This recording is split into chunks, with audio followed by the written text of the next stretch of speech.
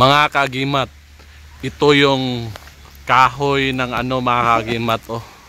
Pangamay, yung nangangamay. Ito yun mga kagimat, ito yung dahon niya. Nandito tayo sa bundok mga kagimat. Sapa. Malayo na tayo sa ano. Tropa natin, si Gerald. Bro! Bro. Good morning. Nandito tayo sa ano, bundok. Walang katao-tao dito mga kaagimat. Kuha tayo ng pangamay ngayon. Okay. Ito. Mga kaagimat, oh. Maliit ito. Mas maganda yung maliit kasi ito yung ilagay natin sa garapa.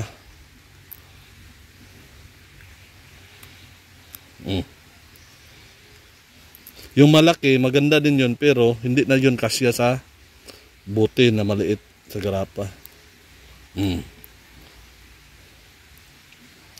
Ito yun mga kaagimat, mga maliit na kuha tayo, may mga malaki dito. Ito, pakita bro. Kuha na eh? Kuha po. Tanom din ang uban. Sa bag. Okay.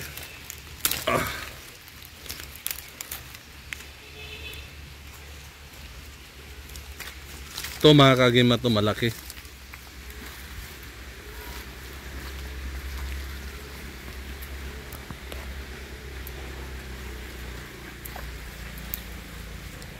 Ito mga kagimat, malaki na uri.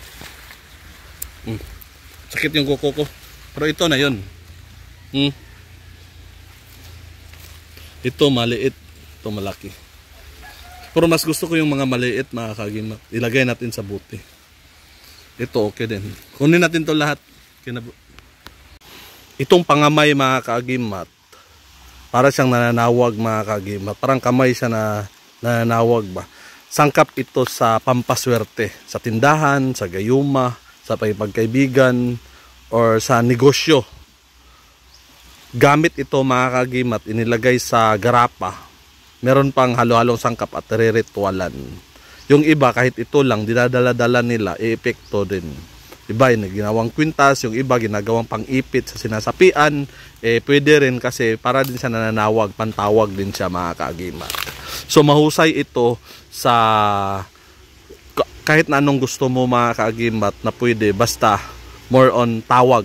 Okay?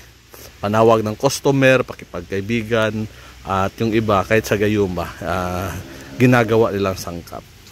Nandun sa taas mga kagimat. Balite. Tropa natin si Gerald umakyat sa balite.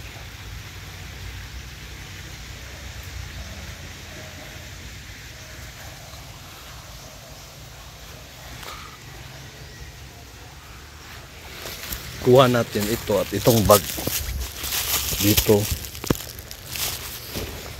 at yan, dalawang pack. Hindi natin ubusin mga kagimat kasi sayang, baka mamatay. So dyan lang yan sila. Hindi natin sila inubos, tinanggal lahat para tutubo pa ulit, para next na paggawa natin marami pa din siya. Okay, total hindi naman natin to sayang kasi kung patayin yung nature. Mga kagimat, ngipin ng kalabaw mga kagimat nakuha. Tapos ano to bro? Buhok? Buhok gali. Teka, tingnan natin. Mahangad lang pag nakuha. Anong buhok to bro? Saan mo to nakuha? Dito sa silingan na mo pagkuha. Walang antipulo nga kahoy. Murag kulupot na siguro. Kulupot.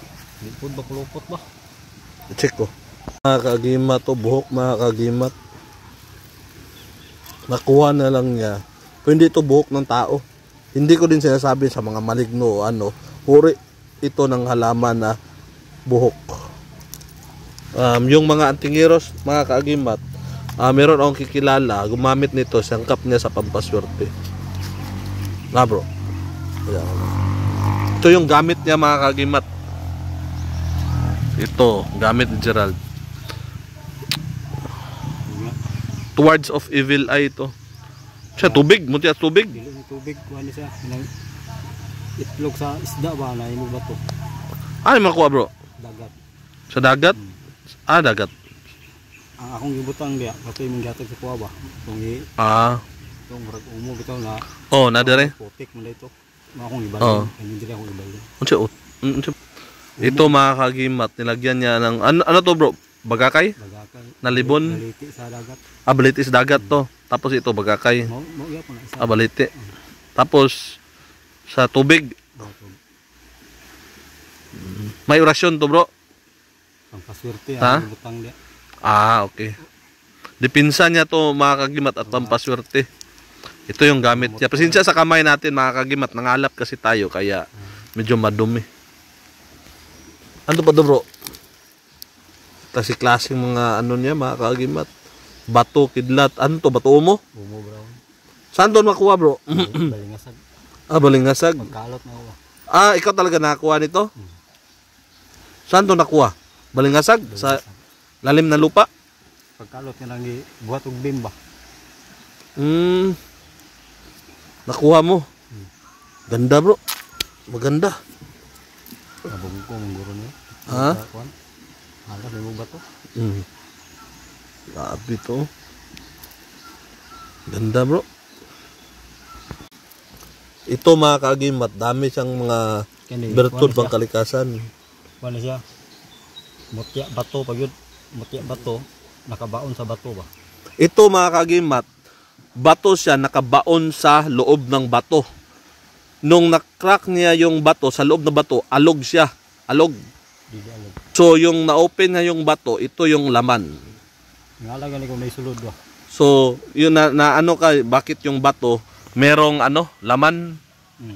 Pag yung biniak mo, ito yung nakabaon. Nakabaon. Maganda to. Nakabaon sa loob ng bato. Mutya bato. Na pag isulod niya nakabaon sa mutya bato. Mutya siya nga bato pag yun. Bato. Ito bro, ano to? Marami na siya kuan. Kay ito pag tanom na ako na sa Lingala. Ako pa na ako nakita. Marami na siya bulalakaw bro. Bulalakaw. Okay. Laim na kuno. Dili bisa natural nga bato. Hindi to natural na bato.